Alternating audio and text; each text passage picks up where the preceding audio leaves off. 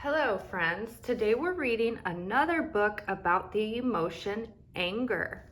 This book is called On's Anger.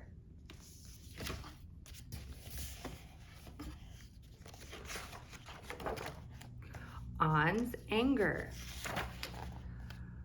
On was in the living room building a tower, the tallest tower he'd ever built. His grandfather was in the kitchen making dinner.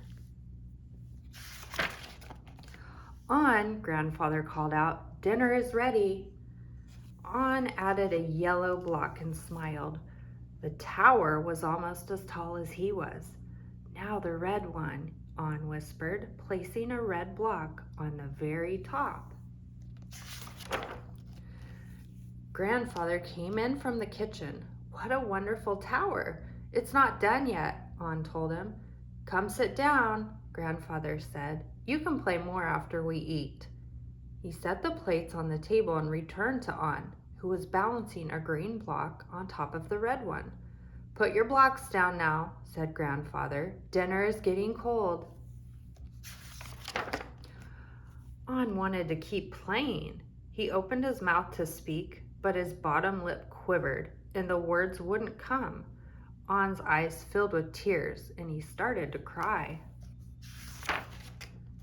Grandfather tried to put his arm around On, but On pushed him away, knocking the tower over and sending the blocks flying. "Go away! I hate you!" On shouted. "You're upset," said grandfather. "Please go to your room and sit with your anger. I'll come in when you're calm and able to talk." On ran to his room and leapt onto his bed. His cries grew so strong he could feel them all the way down in his belly. "How do I sit with my anger?" he wondered. "I'm so angry, angry, angry."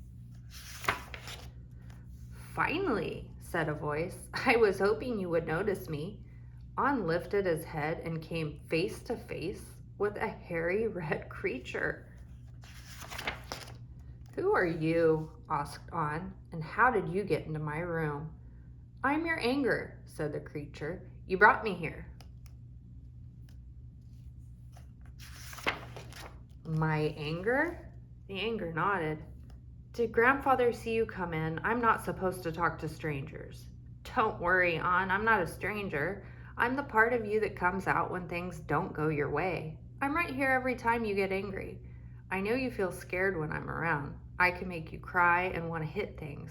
I can even make you say mean things to people you love."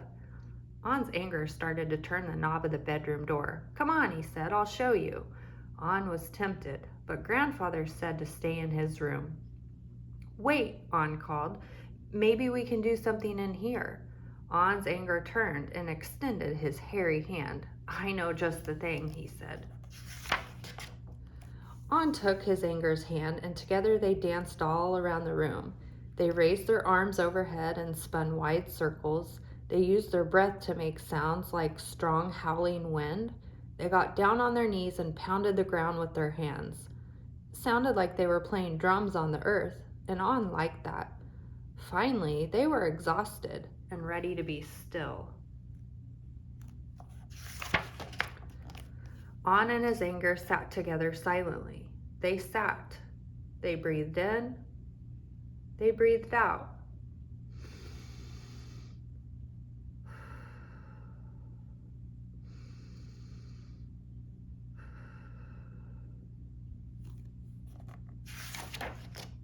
And they sat some more.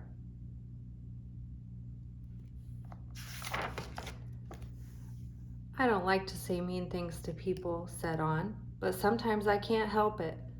"I can help you," said his anger. "How can you help? I thought you were the one who was making me do these things in the first place." "That's true, but I'm also your friend. Whenever you feel angry, you should come sit with me. After we spend some time together, you might feel better." "Spending time with you is kind of fun," On said. "Do you want to stay for dinner?"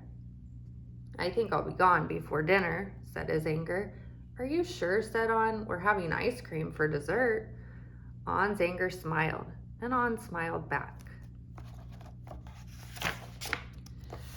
On was tired. He took a deep breath and let out a little sigh. And when he did, his anger became smaller. On and his anger continued to breathe together. With each in-breath, On's anger got a little bit smaller, and with each out-breath, On felt a little better. On heard a gentle tapping on his bedroom door. It was Grandfather. Grandfather and On sat together. "I'm sorry I didn't listen," said On. "I was really angry. I wanted to keep playing." Grandfather took On in his arms. "Thank you for your kind words," he said. "I sat with my anger just like you asked," On said. "But we didn't just sit. We danced and played too. Do you want to meet him?" On looked up, but his anger was gone. "Grandfather," said On, "do you know what happened?" "I think I do," said Grandfather.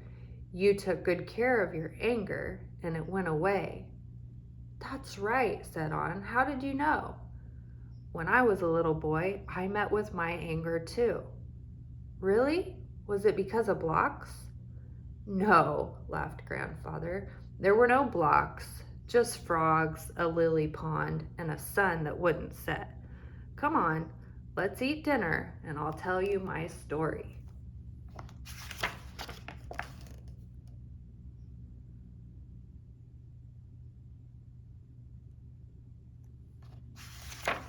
The end.